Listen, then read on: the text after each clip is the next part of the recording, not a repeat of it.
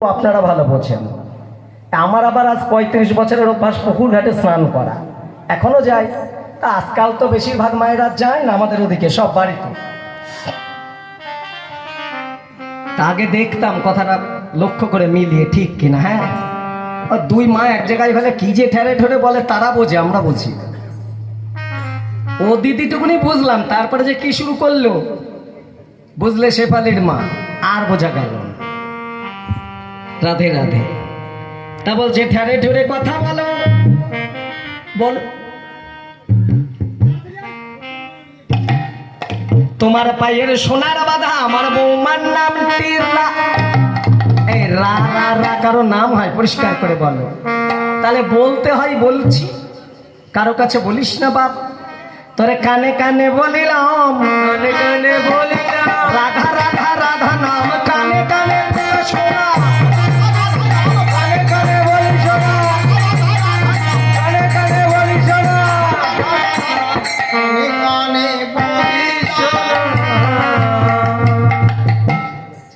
জয় রাধে।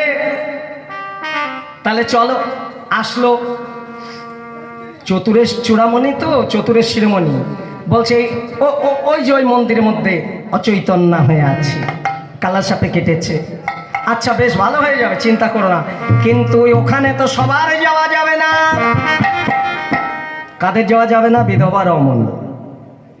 জটিলা বলছে আই কুটিলা বেরিয়ে যায়, আমরা মায়ের ঝিয়ে কপাল পোড়া। ওমা, ইহ জগতের বিধবা বুঝবেন না। বৈধব্য ইহ জগতের স্থূল দেহের সম্বন্ধ নিয়ে স্বামী চলে গেলে অনেকে বলে আমরা পতিহারা স্বামী হারা। তত্ত্ব যারা জানে তারা বলে না। ইহ জগতের পতিকে তাচ্ছিল্য করতে আমি বলছি না, তাই বলে লাথি মেরে ভাত না দিয়ে থালা সরিয়ে দিয়ে ওই পরম পতিকে ভজনা করবেন, পাবেন না।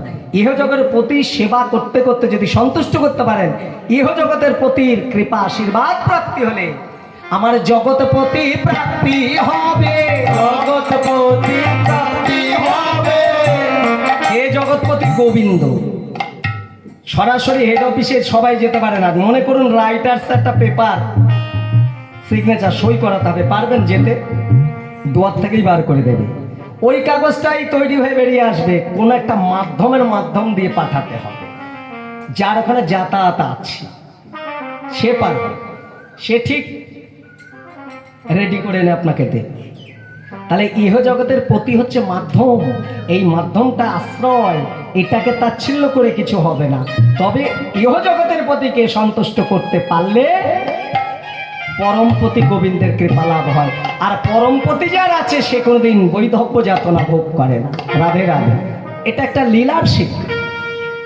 এইবার জটিলা কুটিলা বাহির হলো, চতুর্চূড়ামণি মন্দিরে প্রবেশ করেছেন।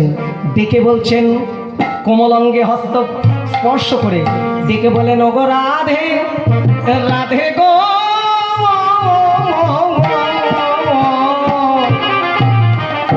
ওগো রাধে।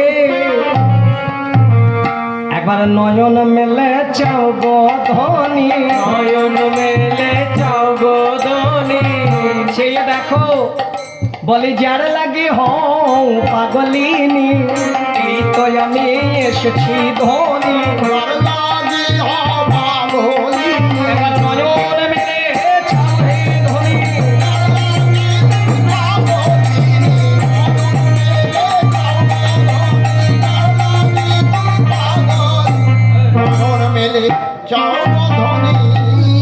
জয় রাধে। গোবিন্দের আহ্বানে বা নয়ন উন্মিলন। রাধারানী চোখ মেলে চাইলেন, কিন্তু মাগো বাইরে শাশুড়ি ননদিনী অনেকের ঘরে আছে। এই জটিলা কুটিলাকে দিয়ে বুঝিয়ে দিই, শাশুড়ি শাশুড়ি, যাকে দেখলে শ্বাস উড়ে যায় শাশুড়ি। নদী নয় নদী। কুটিলা কুটিল মতি যার, জটিলা জটিল মতি যার, এ ঘরে ঘরে আছে। জয় রাধে। লীলা বিশ্রাম দেওয়ার সময় নেই।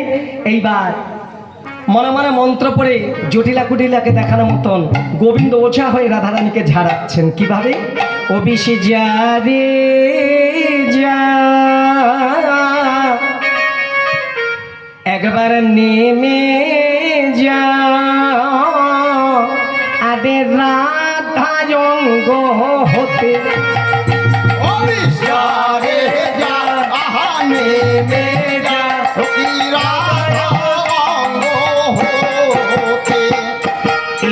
কথা শুনে বিষ কোমরে নামিল, আর এই কথা শুনে বিষ কোমরে নামিল, কোমর হইতে বিষ দেখো হাঁটুতে নামিল, আবার কোমর হতে বিষ দেখো হাঁটুতে নামিল, এবার হাঁটু হইতে বিষ দেখো চরণে নামিল, আর হাঁটু হইতে বিষ দেখো চরণে নামিল, কৃষ্ণের পরশেতে বিষ দেখো ভস্য হয়ে গেল, ও বিষ যা রে যা, ও ধনী নেমে যা, রাধায় অঙ্গ হতে ও বিষ যা রে যা,